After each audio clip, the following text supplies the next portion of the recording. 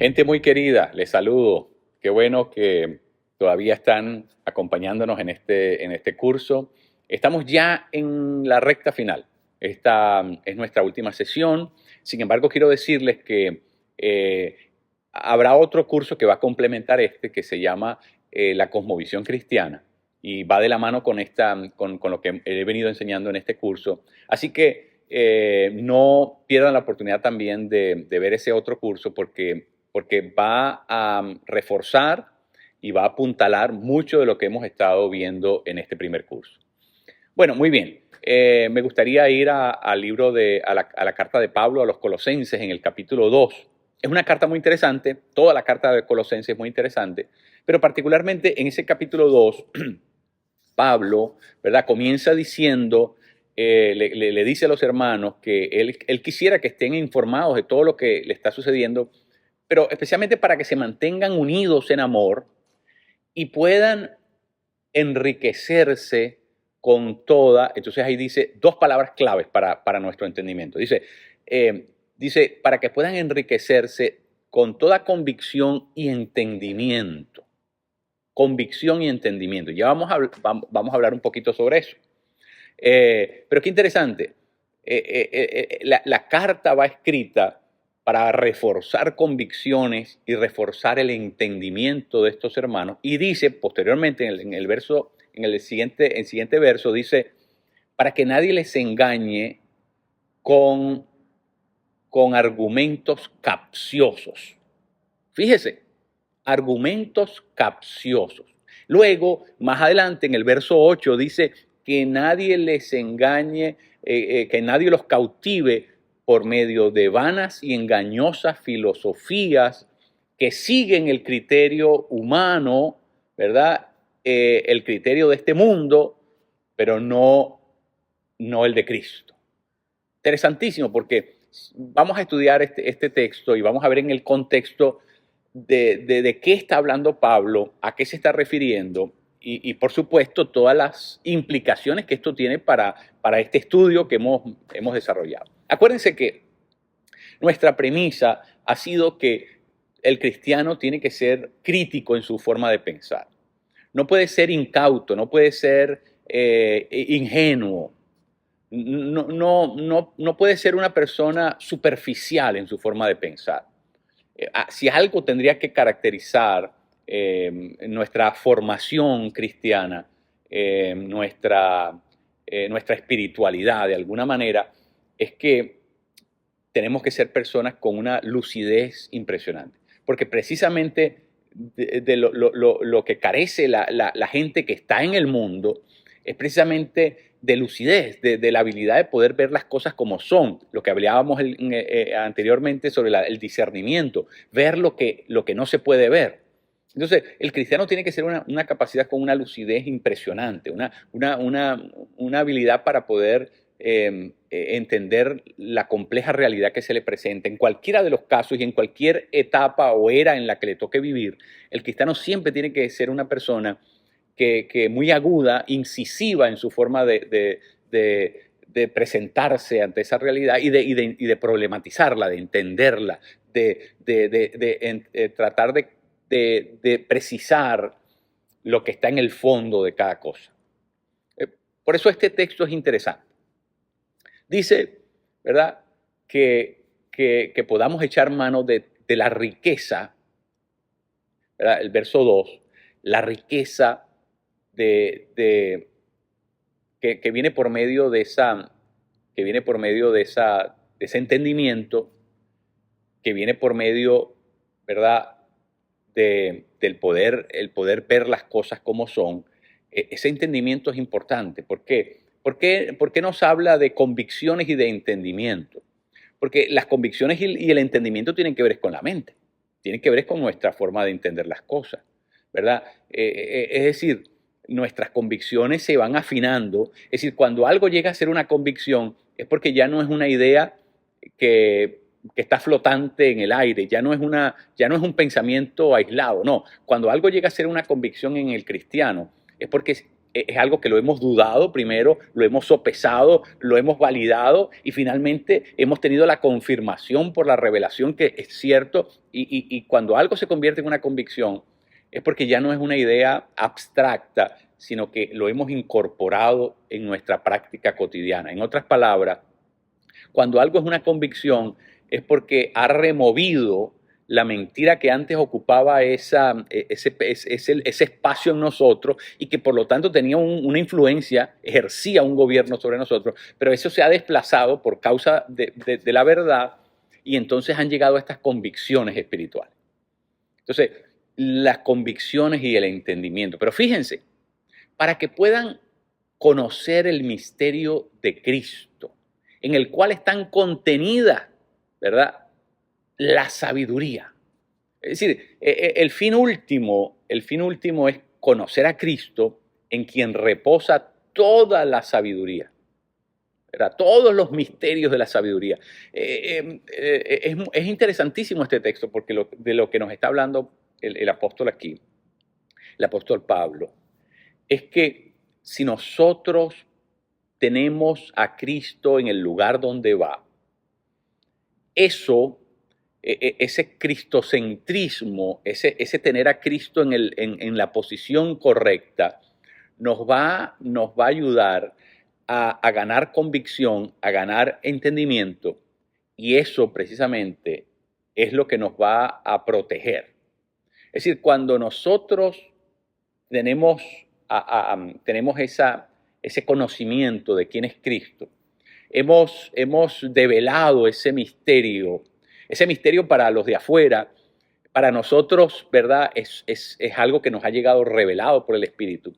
Pero una vez que nosotros nos abrazamos a eso, eso se convierte en una convicción. Una vez que nosotros tenemos entendimiento, lucidez de parte del Espíritu de que Cristo es absoluta verdad y que en Él están escondidos todos los misterios del conocimiento y de la sabiduría.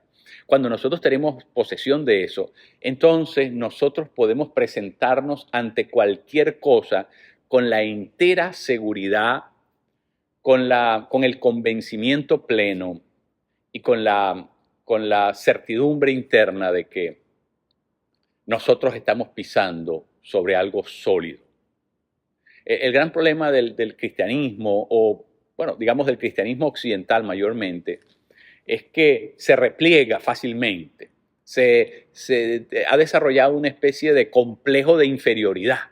Y entonces se ve avasallado por la ciencia, se ve avasallado por filosofía, se ve avasallado por un montón de cosas allá afuera, la academia, el mundo de la academia, que nos hacen pasar por retrógrados, nos hacen pasar por una iglesia, ¿verdad?, y antiintelectual, nos hacen ver como que nosotros somos los que estamos, los retrasados mentales, los que nos hemos quedado en un estadio inferior del desarrollo del cerebro. Algo así, nos hacen ver que nosotros los cristianos somos gente, ¿verdad?, que no están al día, no pueden digerir cierto nivel de profundidad en la información. Es un grandísimo error. Una vez que nosotros sabemos quién es Cristo y sobre todo quién es Cristo para nosotros, entonces eso nos permite pararnos, posicionarnos, porque ese es el gran conocimiento que necesitamos saber. Cuando eso está en su lugar, todo lo otro va a caer en su lugar correcto. Por eso es que el apóstol nos está hablando es del cristocentrismo. Muy interesante, ¿verdad? Luego, como dije, en el verso 8, Pablo se va a referir a esas vanas y engañosas filosofías. No se dejen cautivar. ¿Cuál es el efecto de cautivar? El efecto de cautivar es algo que sucede de forma sigilosa. Nadie es cautivado fulminantemente, no. ¿Verdad? Ser cautivado es un proceso de engaño sistemático y constante al que una persona es sometida para que se vaya desplazando, es decir, para que se vaya moviendo de lugar sin darse cuenta. Cautivar a alguien es un despliegue de artilugios que hace que esa persona se sienta arrobada, se sienta poseída, se sienta tomada, ¿verdad? Sin prestar atención y sin caer en cuenta de la gravedad de lo que está sucediendo, ¿verdad? Es como lo que se dice de estos animalitos, las ranas, que pueden ser sometidas, ¿verdad?, a temperaturas muy elevadas, tanto congelantes como ebullientes, ¿verdad?, en sus dos extremos, siempre y cuando se le lleve lentamente. ¿Ves? Si uno de golpe lo mete en una, ¿verdad?, algo hirviendo, la ranita va a saltar. Pero si uno la lleva lentamente en el proceso y le va aumentando, aumentando la temperatura, la ranita no se da cuenta, porque no tiene la capacidad de poder registrar eso fácilmente. Y entonces se termina quemando porque no tiene la capacidad, o sea, no puede registrar esa información en su sistema. Bueno, si el cristiano no puede registrar lo que está sucediendo y lo que le están tratando de inculcar, lo que le están tratando ¿verdad?, de meter en el cerebro, lo que lo están tratando de persuadir, de convencer, entonces es muy grave. Por eso el consejo es: no se dejen cautivar. Pero ojo, dice vanas y engañosas filosofías. No todas las filosofías son vanas y engañosas, ¿verdad? Hay mucho que podemos aprender de la filosofía, aun cuando esa filosofía no tiene digamos, no tiene la estampa necesariamente de cristiana. No olvidemos que la razón fue creada por Dios, uno, y dos, el cristianismo está basado en un razonamiento. Si el cristianismo no es antirracional ni tampoco es irracional. No, la racionalidad tiene un lugar. Nosotros cuestionamos el racionalismo, pero no la racionalidad. Son dos cosas completamente distintas. Entonces, por eso tenemos que hacer la observación, tenemos que clarificar eso. Ahora, pero esas vanas y engañosas filosofías desplazan a la gente de sus convicciones y de su entendimiento. Si nosotros no tenemos a Cristo donde va, somos presa fácil, o por lo menos podemos ser susceptibles, vulnerables a esas engañosas, esas vanas y engañosas filosofías, ¿verdad? Y que las cuales pululan, en las cuales están en el medio ambiente en el que nosotros vivimos, están en todas partes, de muchas formas, se presentan de muchas formas diferentes. Muchas son filosofías muy antiguas, reempacadas y, ¿verdad?, hechas para el ser humano moderno, pero que en realidad son ideas muy añejas, muy antiguas. Ahora, en todo caso, lo que es importante destacar es que cuando nosotros tenemos a Cristo en el lugar correcto, cuando Cristo para nosotros es lo que la Escritura dice que es, ¿verdad? Es muy importante, ¿verdad? Porque nosotros creemos lo que dice la Escritura acerca de Cristo, el testimonio que las Escrituras dan de Cristo. Cuando nosotros tenemos eso por convicción, por entendimiento, eso es lo que va a filtrar todo lo otro. Eso es lo que va a prelar sobre todo lo otro. Eso es lo que va a ser el contrapeso de toda cosa que se presente como contrasentido de la fe. Pero eso tiene que estar bien anclado, ¿verdad? Porque si no, nos podemos desplazar en esas vanas y engañosas filosofías que quieren movernos del lugar, que quieren cambiarnos. ¿Sabe por qué? Porque el enemigo, y esto lo he dicho en otras ocasiones, no necesita poseernos si puede controlar nuestra mente.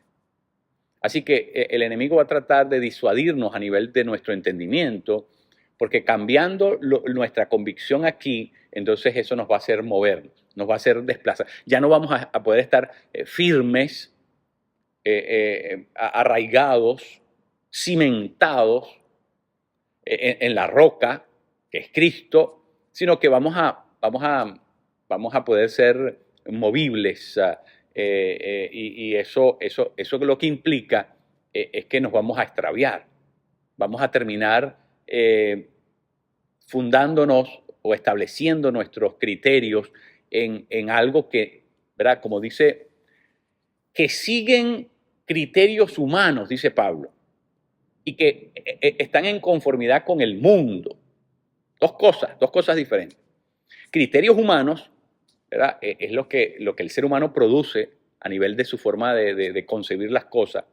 Y usted sabe que todo lo que tiene, lo que es concebido por el ser humano, que está ajeno a las escrituras, siempre va a terminar en autodestrucción.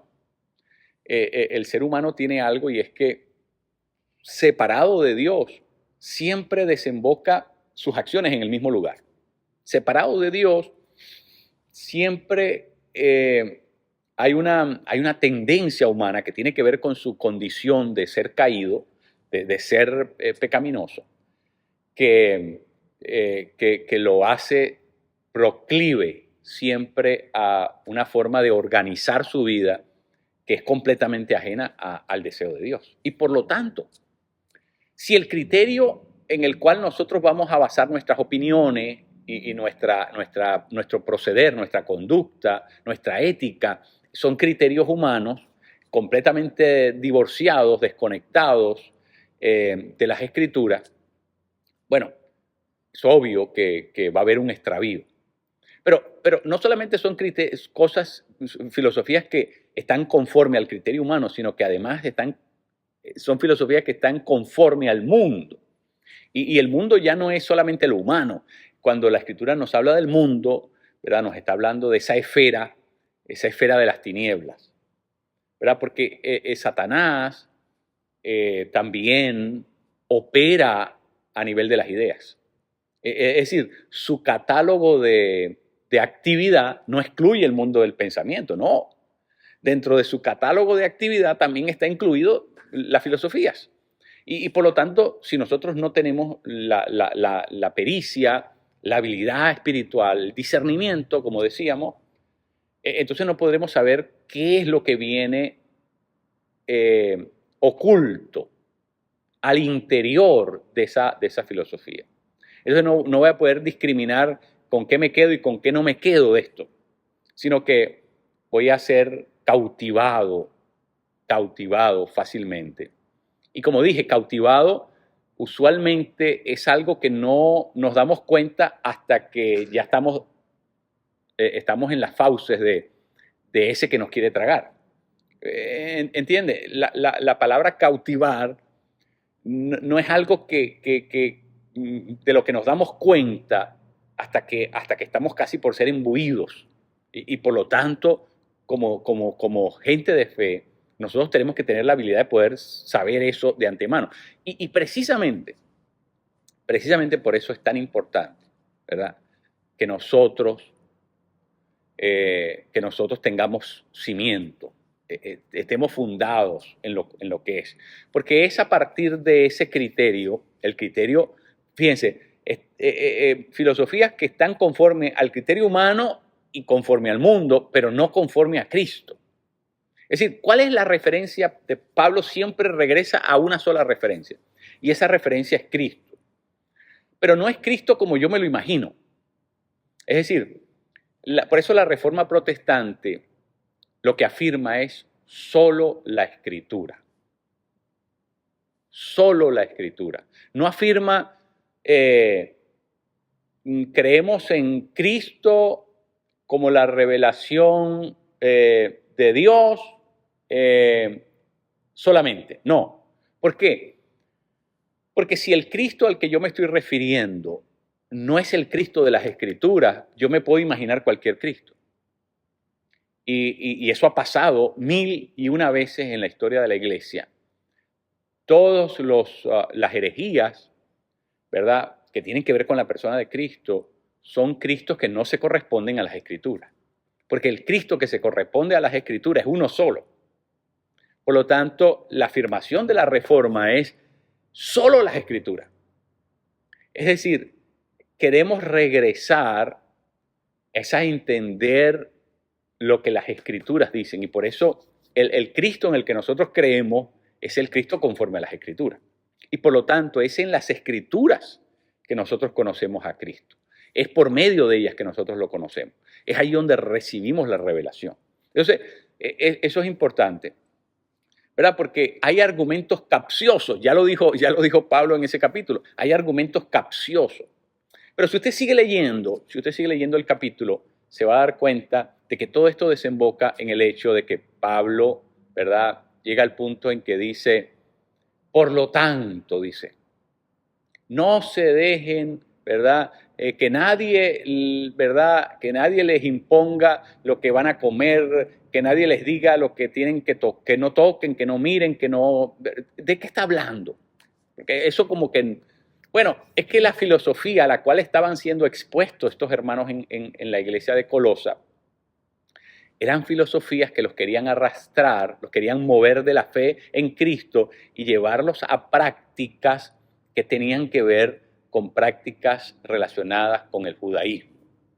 Eran filosofías encubiertas, ocultas, infiltradas, pero que tenían por objetivo moverlos, desplazarlos de la fe fundada en Cristo, ¿verdad?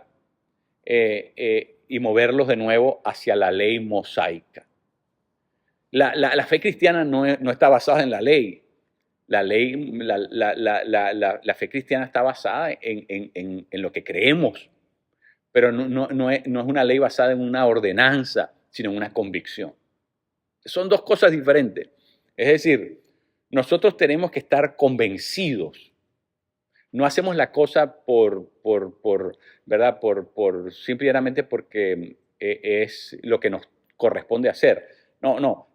Dios quiere que nosotros tengamos un conocimiento profundo de lo que estamos haciendo. Y por lo tanto, ¿verdad? En el judaísmo no había lógica, ¿verdad? El judaísmo del tiempo de Pablo estaba lleno de un montón de supersticiones que llamaríamos, estaba lleno de un montón de prácticas que ellos mismos se las habían inventado, eran prácticas humanas que ya Jesús había denunciado abiertamente, ¿verdad? Ya Jesús había desenmascarado a estos fariseos que habían, ¿verdad? Como decía Jesús, colaban el mosquito y se tragaban el camello, es decir, le habían añadido a la ley un montón de cortapisas, un montón de añadiduras que ya no tenía nada que ver con el deseo original de Dios. Habían perdido el espíritu de la ley. Es decir, el objetivo de la ley de Dios, de los 10 mandamientos. ¿Por qué? Porque le habían añadido tantísima cosa humana que ya era una cosa extraviada. Por eso Pablo les dice a estos hermanos, pero no permitan que eso les suceda a ustedes. Que les estén diciendo que esto sí pueden comer, que esto no, porque la fe no tiene nada que ver con eso. Fíjense, Pablo termina diciendo, la realidad está en Cristo. ¿Qué declaración tan contundente? La realidad está en Cristo. Es decir, Pablo dice, todo eso es sombra de lo que tenía que venir. Pero ya lo que tenía que venir llegó. Es decir, ¿por qué nos vamos a ir a conformar con la sombra si ya tenemos la realidad? La realidad es Cristo. ¿Qué pasa? Que si yo no tengo a Cristo por realidad, entonces fácilmente mi pensamiento es movible, desplazable, básicamente es un pensamiento que puede ser emboscado en cualquier momento. Si yo no tengo a Cristo por realidad. Pero cuando yo tengo a Cristo por realidad, yo puedo detectar lo que es la sombra de la realidad, lo que es aquello que es accesorio de esa realidad, pero que no determina si la realidad opera o funciona o tiene validez, no valida la realidad. Entonces, lo que Pablo está diciendo es, todas estas cosas tenían que venir como anticipo, como presagio, como anticipo de la llegada de la realidad. Pero una vez que la realidad ya está entre ustedes, ya no se dejen embaucar, ya no se dejen engañar por esta gente que quiere que ustedes vuelvan a circuncidarse, que quieren que ustedes vuelvan a hacer un montón de cosas. Ahora, mire, ¿por qué es importante hablar de esto? Porque la iglesia cristiana ha terminado en un montón de extravíos de este tipo. Uno, todos los que hoy día son testigos de Jehová fueron alguna vez cristianos. Y por por no tener a Cristo como su realidad, entonces se desplazaron y terminaron en una secta, en una herejía, ¿verdad? Anticristiana. Mucha gente que fueron cristianos terminaron en los mormones. Mucha gente que fueron cristianos terminaron en la nueva era. Mucha gente que fueron cristianos terminaron en las iglesias en estas iglesias judaizantes llamadas mesiánicas. Bueno, sin parar de hablar de muchas otras, ¿no? Las que se me vienen a la mente. Pero, ¿qué es lo que quiero decir? Si yo no tengo asidero en Cristo como la realidad absoluta y definitiva, mi fe se puede desplazar. Mi creencia, mis convicciones, mi entendimiento de la realidad se puede desplazar. Por eso, lo que Pablo está haciendo es apuntarnos directamente a la persona de Cristo, ¿verdad? ¿Por qué? Porque Cristo es la verdad. No hay verdad cristiana fuera de Cristo. Para nosotros no concebimos la verdad como un concepto, como una noción, digamos, que nos produzca un pan entendimiento, o sea, un entendimiento holístico, global, total, absoluto. No existe. Ese no es la forma como en el cristianismo se plantea. Para nosotros la realidad está confinada no en un concepto ni en una idea, en una persona. Cristo es la verdad. Cristo, por lo tanto, es la definición de la realidad, porque no puede haber verdad sin que la verdad sea la realidad en sí misma. Por eso Cristo es el mismo la realidad. Y por lo tanto es Cristo el criterio último para poder saber si esto es vana y engañosa filosofía o no lo es. Para saber si lo que me están diciendo contradice o no la fe, se opone o no se opone a la verdad. Por eso es tan importante, ¿verdad?, que nosotros entendamos esto, porque nuestro pensamiento crítico comienza cuando nosotros detectamos, ubicamos y nos adherimos a eso que llamamos la referencia. Y la referencia para nosotros es la verdad. Para nosotros la referencia es la realidad. Para nosotros es Cristo eso. Y entonces a partir de Cristo nosotros podemos deslindar y podemos llamar las cosas por su nombre. Y podemos saber si algo es malo o algo es bueno. Es a partir de Cristo que nosotros podemos tener una visión, ¿verdad?, de todo el complejo mundo en el que nosotros vivimos. Tanto panorámica como una visión particular de las cosas. Y la podemos integrar, tanto lo universal como lo particular, lo podemos integrar precisamente porque nosotros ya sabemos cuál es la verdad. Para nosotros la verdad es la persona de Cristo. Eso es muy importante, extremadamente importante. Bueno, es muy interesante. Pablo también, cuando le escribe a la iglesia en Éfeso, recordarán ustedes, allá en el capítulo 6, Pablo les habla de la importancia de ponerse la armadura del Espíritu, ¿verdad? Porque esa armadura es la manera como ellos pueden repeler los ataques, los dardos encendidos, dice Pablo, que el enemigo lanza. Pero esos dardos encendidos van dirigidos a toda la... Y que usualmente, ¿verdad? Y esto lo sabemos porque la palabra lo dice y porque en la experiencia seguramente ya lo hemos experimentado, la práctica. Y es que el campo de batalla más importante es la mente. Es decir, estas potestades, estos principados tratan definitivamente de atacar la mente, de disuadir al cristiano, de engañarlo, de hacerle caer en cualquier acto truculento, ¿verdad? Para que a partir de lo que pongamos en nuestra mente, ¿verdad?, así vamos a actuar. Por eso es que cuando Satanás se le presenta a Eva, ¿verdad?, con la fruta, cualquiera que sea, una gente dice que es manzana, bueno, es irrelevante, la fruta, lo interesante es que cuando se la presenta, ¿verdad?, y después que le dice todo lo que le ha dicho, de que sus ojos al contrario se van a abrir, que van a ser como Dios mismo, entendiendo las cosas, ¿verdad?, les promete entendimiento. Pero ese entendimiento venía con un engaño.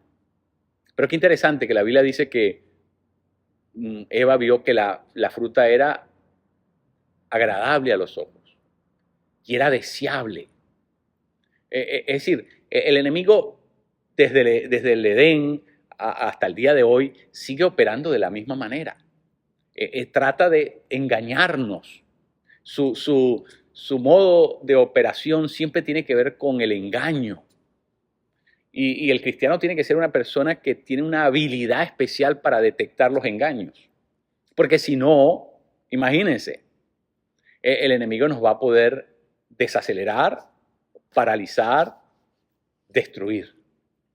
Les voy a dar una estadística que me sorprende. Un profesor de Fuller llamado Clinton, que se dedicó 40 años a estudiar el liderazgo. Este hombre, que es la autoridad sobre el tema en el mundo cristiano, dice que 2 de cada 3 líderes no la hacen. 2 de cada 3. Es algo impresionante. 2 de cada 3 se quedan en el camino. ¿Ve usted ahora la importancia de este asunto, de que no nos dejemos engañar? De que no seamos, no seamos presa fácil de los planes, de los estratagemas que el enemigo echa a andar, ¿verdad? Porque la Biblia lo asegura. No tenemos lucha contra seres humanos, sino contra potestades, principados, gobernantes en las regiones celestiales. ¿Qué quiere decir eso? Que hay una guerra de baja intensidad, una guerra latente, permanente, oculta, y que tenemos que estar blindados. Tenemos que estar acorazados continuamente. Pero qué interesante, que lo primero que Pablo menciona al describir la armadura es el cinturón de la verdad. ¿Por qué el cinturón de la verdad es lo primero? Porque si usted se da cuenta, el cinturón es donde va enganchado todo lo otro. Todo está puesto sobre el cinturón. La espada, todo lo otro está adherido. Es decir, de la verdad, la verdad existe para que en ella se ancle todo lo otro. Todo nuestro sistema de pensamiento tiene que estar fundado sobre la verdad. Porque lo que no esté fundado sobre la verdad, lo que no esté agarrado en el cinturón, bueno, no se va en medio de una guerra donde hay ¿verdad? Una actividad excesiva, extrema, donde se está luchando por la vida y por la muerte. Bueno, obviamente lo que no esté bien agarrado se va a caer. Necesitamos el cinturón de la verdad, en el cual podamos estar nosotros bien cimentados y que podamos además, ¿verdad?, tener las cosas en el lugar correcto. Bueno, Pablo habla muchas otras cosas, habla de la fe, habla del casco de la salvación, habla de la premura en predicar el Evangelio de la paz, habla de muchas otras cosas, pero lo importante, y yo quiero destacar, es el hecho de que necesitamos consolidarnos en la verdad, porque la verdad es la que usamos como referencia y es donde nosotros anclamos todo lo otro, donde nosotros posicionamos todo lo otro. Muy importante, porque nosotros estamos viviendo en un mundo donde nos quieren esconder la verdad. Yo siempre comento el hecho de que la sociedad en la que nosotros vivimos nos quiere esconder la verdad porque no quiere que nosotros accedemos a cierta información o algo que nos permita, ¿verdad?, estar en ventaja. Se ha sabido, esto es una cosa, ¿verdad?, que muchas farmacéuticas esconden información, porque a lo mejor ya ellos tienen un remedio para curar algo, pero si sacan a la venta ese remedio, dejan de vender todo lo otro. Es el caso de la insulina. Revertir los daños en el páncreas es posible, pero no le conviene a la farmacéutica, porque la farmacéutica vende miles de millones de litros de insulina artificial que los insulina dependientes tienen que comprar diariamente porque no pueden dejar de utilizarla. Así que tienen una audiencia cautiva, tienen una venta cautiva y por lo tanto eso genera miles de millones de dólares. Después de las empresas energéticas, las farmacéuticas son las más millonarias en el mundo. ¿Por qué? Porque juegan con la información. No pueden revelar, aunque sea conveniente, no lo pueden hacer, porque eso haría que ellos perdieran una gran cantidad de dinero que no están dispuestos a perder. Entonces, gravísimo. Eso ha pasado también con los transgénicos, Monsanto, esa compañía de transgénicos. El Estado no quiere bajo ningún concepto revelar todos los daños que producen los transgénicos. Estos productos vegetales modificados, genéticamente modificados, porque se presume que son altísimamente cancerígenos. Y el Estado se ha negado, incluso hay una ley puesta por Obama que dice que estas empresas no pueden ser, no se les puede poner una demanda. Fíjense, ¿qué nos quieren ocultar? Bueno, nosotros tendremos que usar el cerebro, ver qué es lo que está detrás de todo esto. Porque si nos quieren ocultar la verdad es por algo. Ahora, estos son cosas que nosotros sabemos. Imagínense las cosas que nosotros no sabemos. Por eso el creyente tiene que ser una persona que tiene que pensar más allá de lo normal. Tiene que estar informado. ¿Por qué?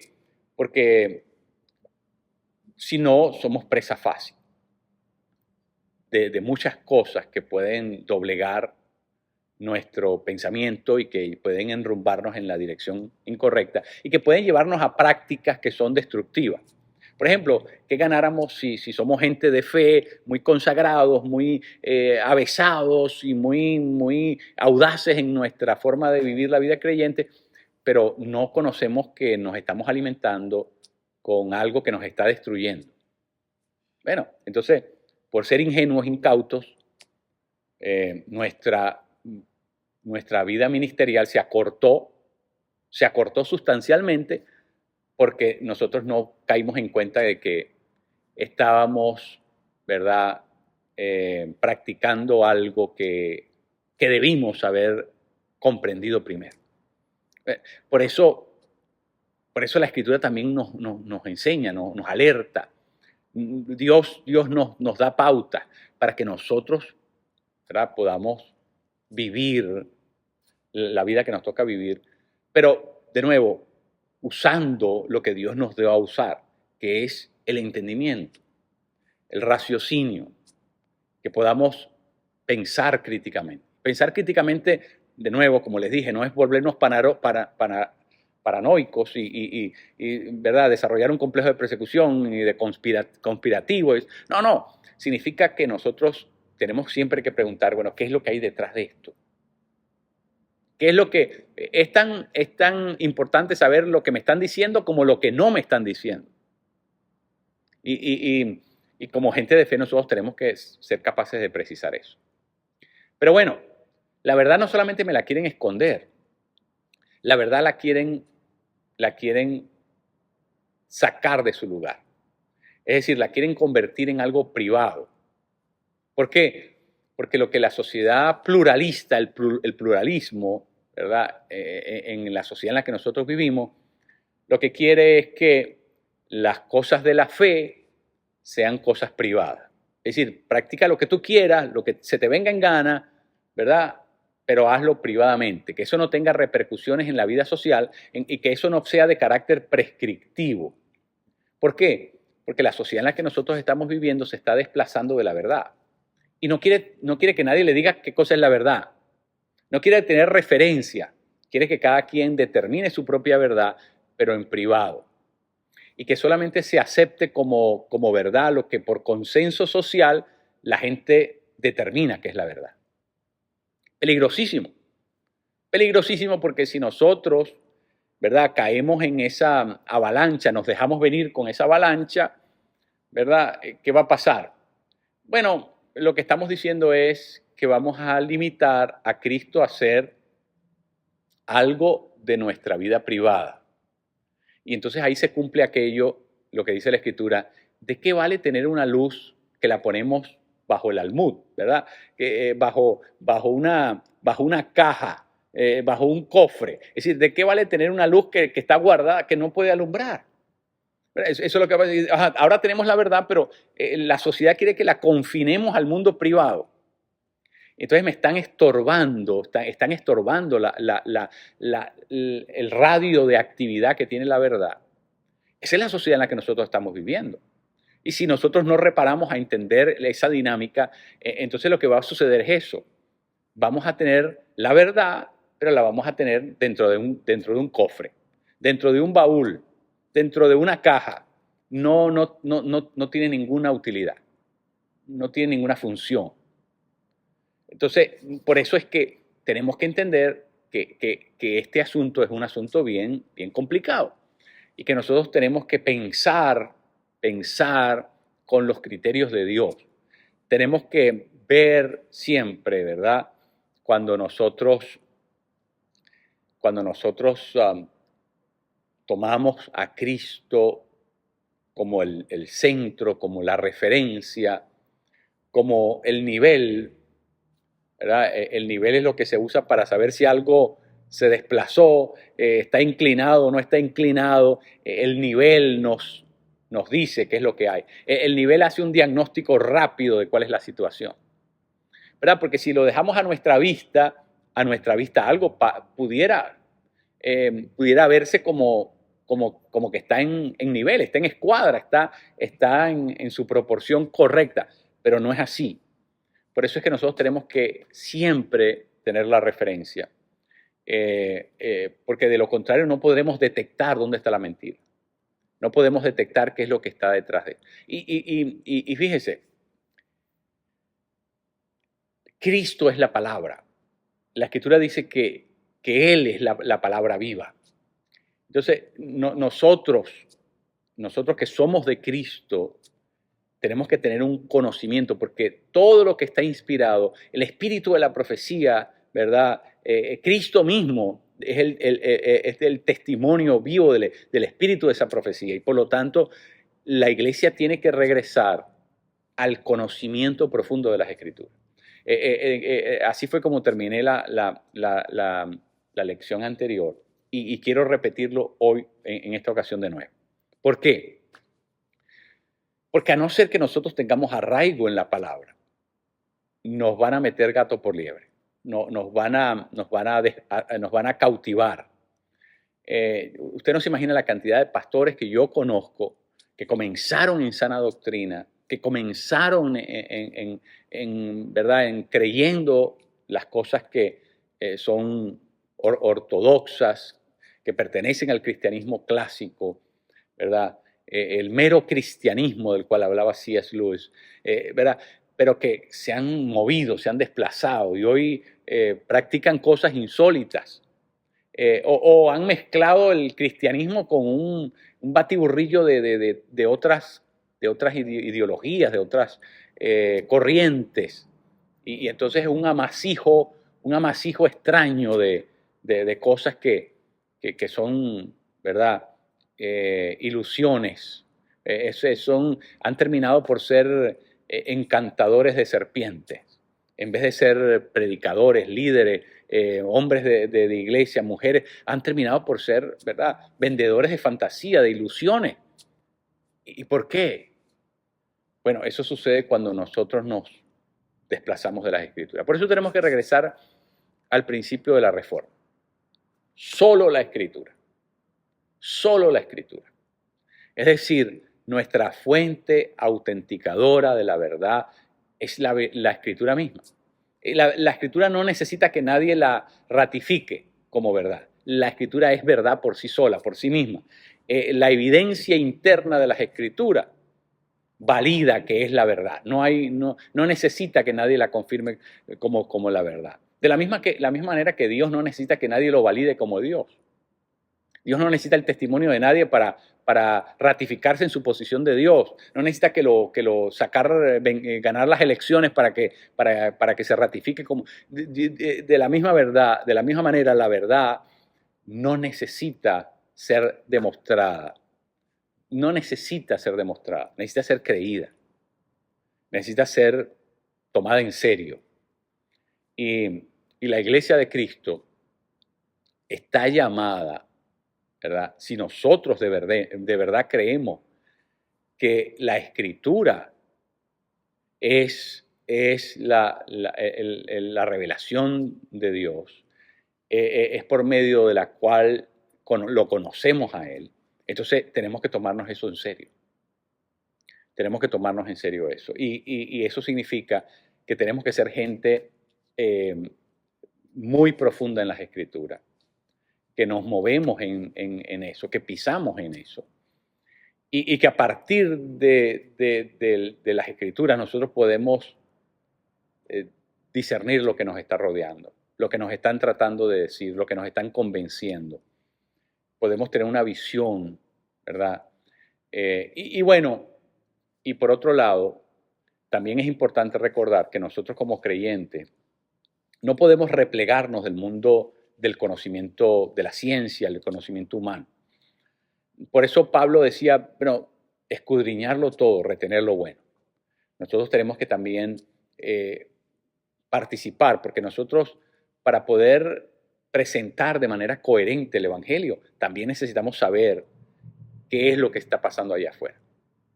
Tenemos que entender las filosofías, entenderlas. Pero por eso Pablo dice que los neófitos no pueden enseñar, porque un neófito es una persona que recién está conociendo la verdad, que recién ha conocido la verdad. Y esa persona tiene que cimentarse primero, antes de poder, ¿verdad? Entonces, estas cosas son para gente que ya tiene una trayectoria, que ya tiene a Cristo, ¿verdad? Como roca y que vive en esa relación profunda, que no hay peligro que se vaya a desplazar, se vaya a mover, se vaya a alterar su fe por ningún tipo de corriente o creencia o filosofía. Entonces, por eso es que tenemos que madurar. Una vez que nosotros somos creyentes maduros, tenemos convicciones profundas, tenemos entendimiento profundo, como vimos en la carta a los Colosenses, entonces podemos analizar lo otro. Porque ahora tenemos referencias, tenemos criterios, podemos saber qué es y qué no es. Sabemos qué procede y qué no procede, sabemos dónde está el origen de cada una de las cosas a las que nos exponemos. Pero eso solamente lo podemos hacer cuando tenemos desarrollado esa habilidad, ese discernimiento. Y entonces el pensamiento crítico es algo que se va formando en ese proceso. Por lo tanto, el pensamiento crítico no es algo que nosotros lo recibimos por medio de un curso. Este curso no los va a capacitar a ustedes para tener el pensamiento crítico. Este curso solamente está aquí para, de alguna manera, presentarles esto como parte de nuestro crecimiento espiritual y entusiasmarlos a ustedes, a que ustedes echen a andar ese proceso para que puedan, ¿verdad?, crecer en la destreza, en la habilidad del discernir espiritualmente las cosas. Porque ese es el fin último de este pensamiento crítico, es que nosotros podamos, ¿verdad?, que nada nos sorprenda, que nada nos agarre fuera de base, que nada nos agarre sin estar prevenidos, sin entender suficientemente las cosas, ¿verdad? El cristiano tiene que tener, en la carta a los tesalonicenses, la ilustración, la imagen que usa Pablo, es la de el cristiano no es de las tinieblas, dice Pablo, es de la luz.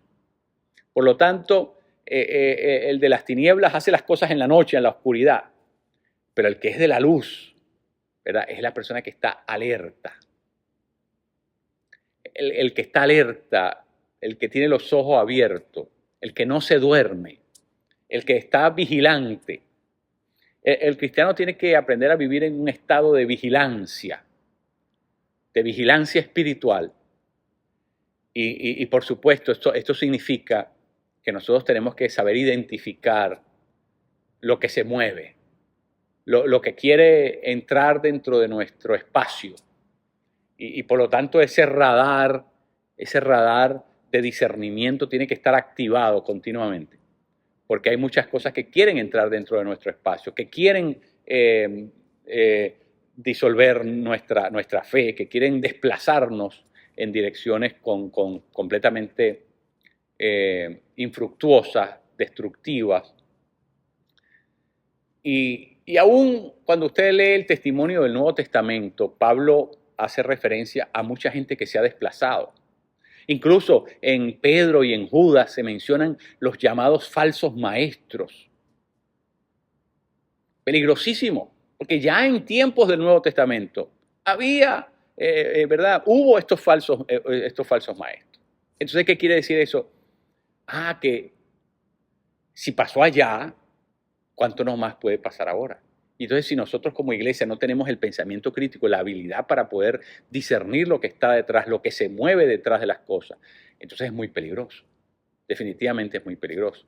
Entonces, quiero motivarlos a que ustedes se hagan estudiantes profesionales, que tomen por vocación el estudio, tomen por profesión el estudio, que se dediquen a esto. Esto no es un asunto de hoy o de hacer un curso o de completar un ciclo.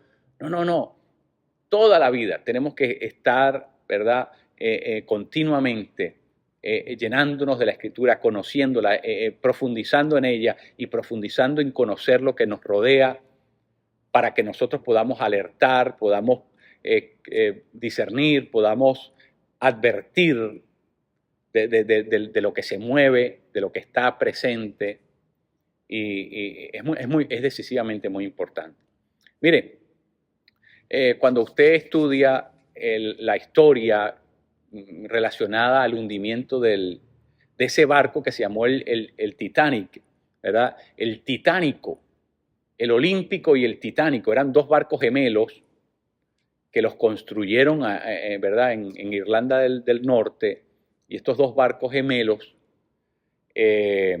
eran prácticamente réplicas una de la otra.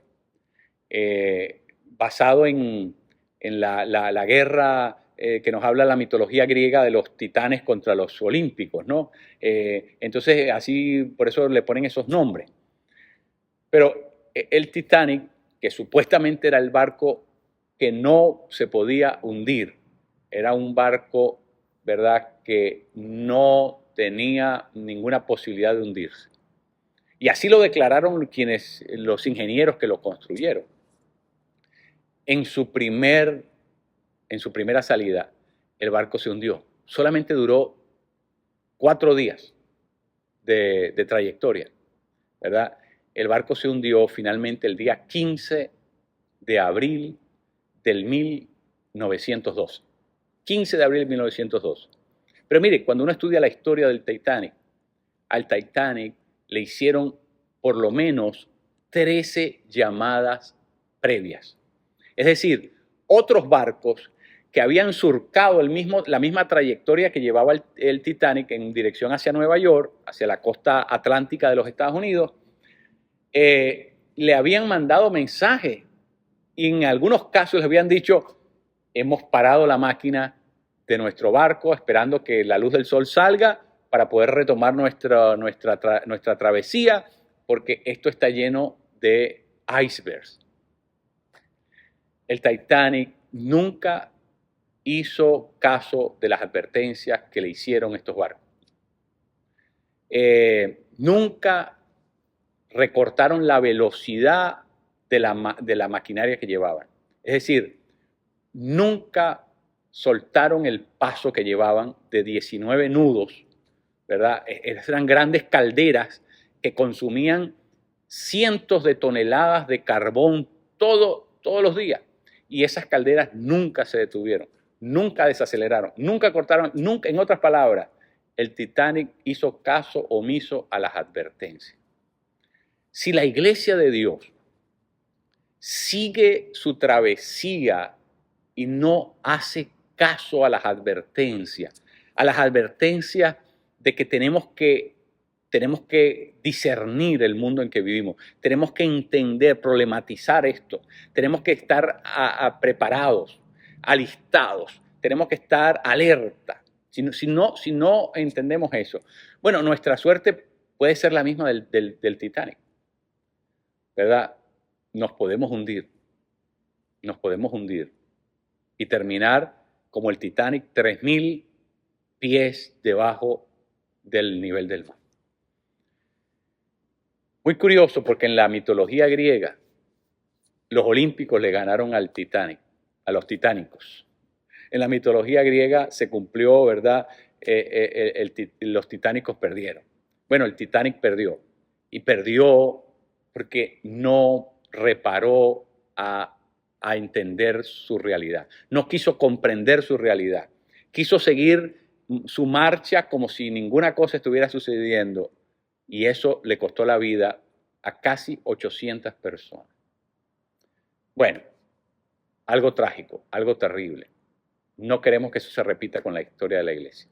Así que, por lo tanto, depende de nosotros. Nosotros somos la iglesia. Por lo tanto, tú y yo tenemos que prepararnos, tenemos que ser profundos, tenemos que crecer en nuestra forma de discernir la realidad, tenemos que ser gente, ¿verdad?, con elementos, con criterios, tenemos que estar fundados en la verdad, en Cristo, porque de lo contrario, la iglesia corre el riesgo de ser irrelevante en su mundo o de sucumbir finalmente ante él. Dos posibilidades que en ninguno de los dos casos el resultado sería positivo. Así que es un reto, y es el reto que quiero dejar con ustedes al finalizar este último segmento de la clase. Así que cuídense mucho, que el Señor les bendiga, y a prepararnos profundamente.